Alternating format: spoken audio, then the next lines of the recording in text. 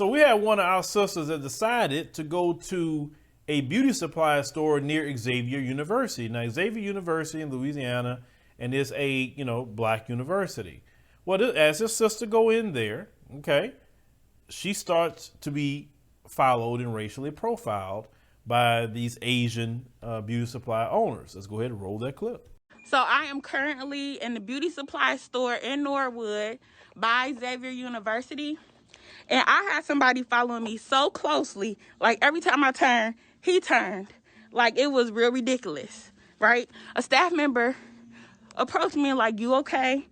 Because they saw the stuff going on.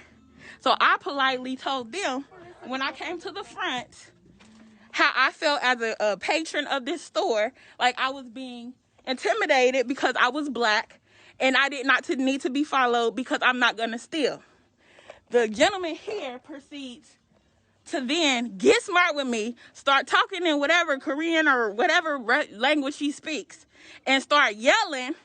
So then I start getting loud too. Like, look, no, you need to understand. You guys are minorities as well, and it's wrong to treat people like that. We patronize them, and then they treat us with disrespect. They got their phones on me. I don't care about none of that. They threatened to call the police on me, but what they need to understand is, like I told them, call the police because I have a right to express how I feel as a patron of this store. I said that you also should probably, let's do this together, sis.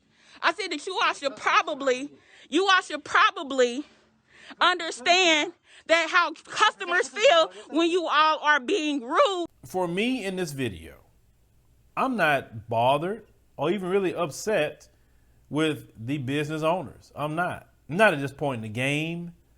The one I'm bothered with is my sister in this video. Now, sister, if you see this video by chance, because, strange things have happened. If you see that video by chance, for years, sister, for years, we have been talking about violence against black women and anti-black racism that has been going on in those beauty supply stores and those nail salons for years.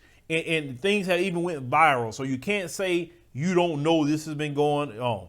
This has been going on all over the country too. Okay, it's not like it's just once or twice this has happened. So you have these people following you from aisle to aisle to aisle. You should have told them right then and there. You know what? I see you following me, and you said the dude argued with you, yelling at you. You're yelling at me. Somebody's about to try to spend money with you. You're yelling. See, y'all need to take the approach I take with my money. Okay, ain't nobody gonna yell at me and still get my money. Nobody gonna disrespect me and still get my money. I have shops all over the world I can spend with online. I can go somewhere else locally.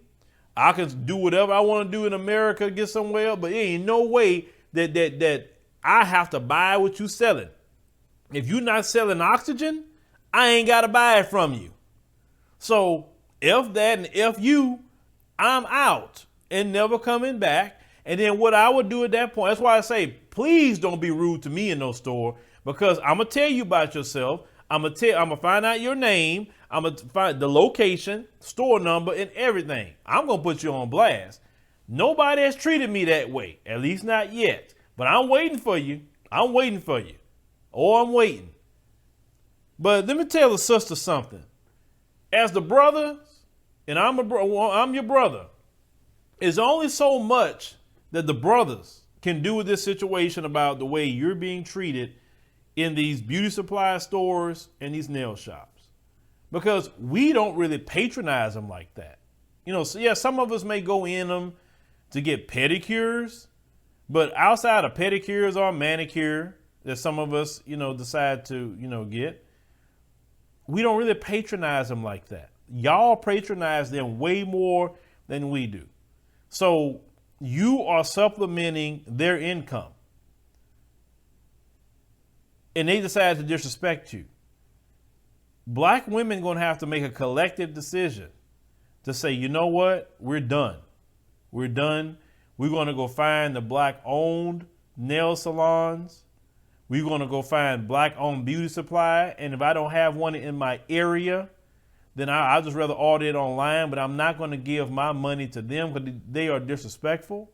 They got this propaganda where they're siding with the white supremacists in the mainstream media to try to label us as all attacking them. And do you know they're getting bothered by black folks saying, okay, well, if you believe that we're actually attacking you like that in mass, we want you protected. We don't want nothing to happen to you. So the way we're going to protect you is that we're going to remove ourselves from your businesses.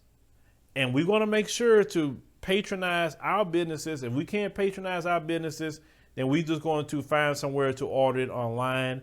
But we're not going to give it to you.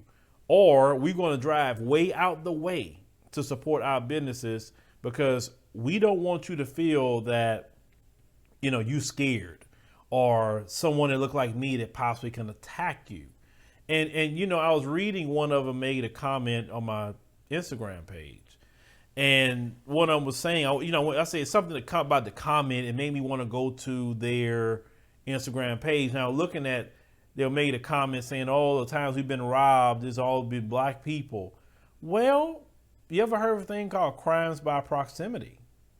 And what that means is, whatever area you in, the probability of the people that live there will probably be the ones that will commit a crime.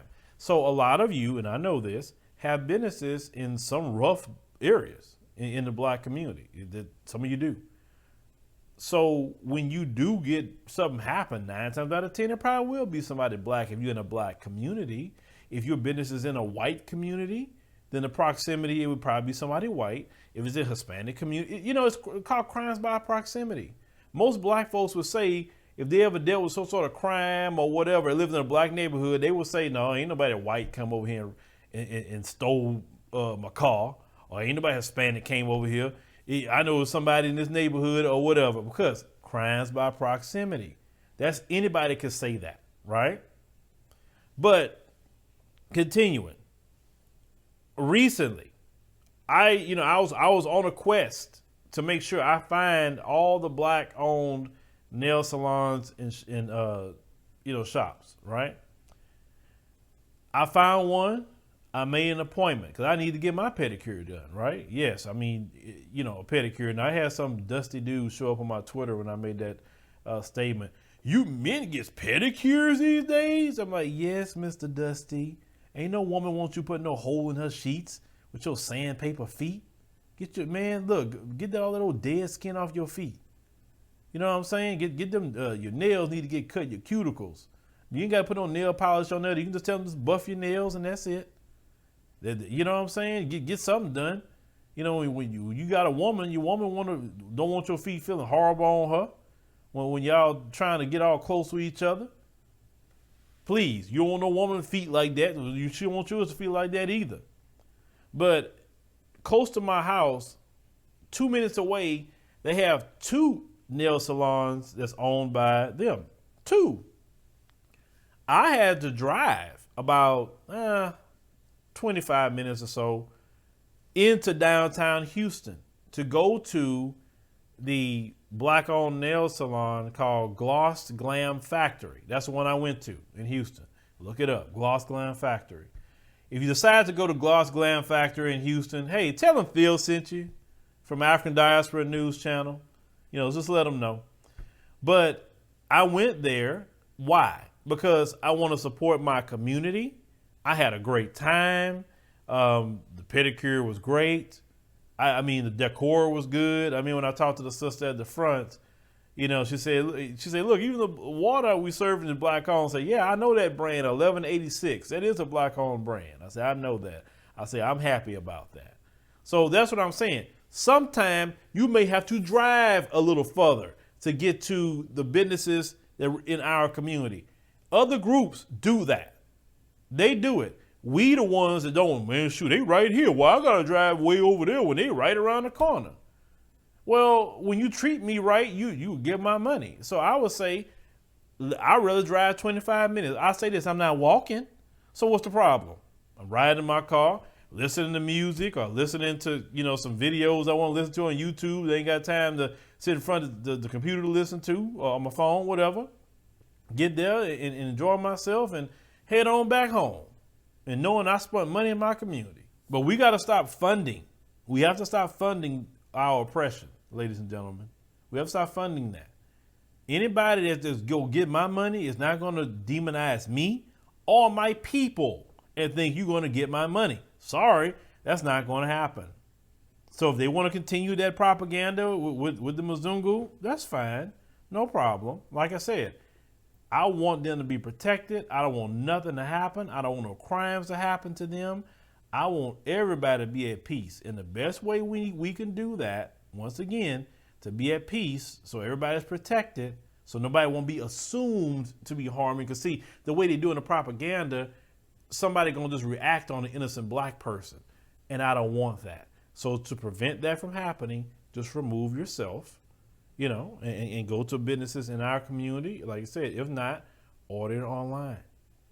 If you may have to drive to the next city over because they got a black business in the next city over, it is better to drive to the next city over than to spend money with people that's queuing up a propaganda against you. It's just that simple. Listen, moving your money is peaceful. You're not breaking no laws. You're not committing any crimes. And then, I saw on Twitter, they were trying to flip the script. People saying, hey, we need to support our community and leaving them alone. Or they're trying to say, now you hate them. Like, boy, the Jedi mind tricks y'all play don't work. You can't tell nobody they hate you for where they want to spend their money in their own community. So it's hate to spend money with black people and not with you? Do you tell white people that? Because let me tell you something, white people really ain't buying what you're selling. Black folks is the one that's buying all the food from you and everything else. So it's just silly, like, just to disrespect the people that's putting money in your house. That's silly. That's something I would never do. But leave me a comment, ladies and gentlemen. Let me know what you think about this situation with our sister here. But one thing I would say to you, sisters, it's on you. As black men, we can't at all do something in a collective. We could speak up on it, which I'm your brother, I'm doing that. Speaking up for the black woman being mistreated. But it's on you because you patronize them. We don't patronize them like that. Only you do that. So you have to make a collective decision. I know you're going to have some sellouts that's going to go over there anyway. That's fine. But if the majority of you do it, if 70% of you, 80% of you do it, trust me, it will make a dent and it will allow for the little sellouts that don't care anyway. You know what I'm saying? But that's not enough for them. Take that money and put it in your community.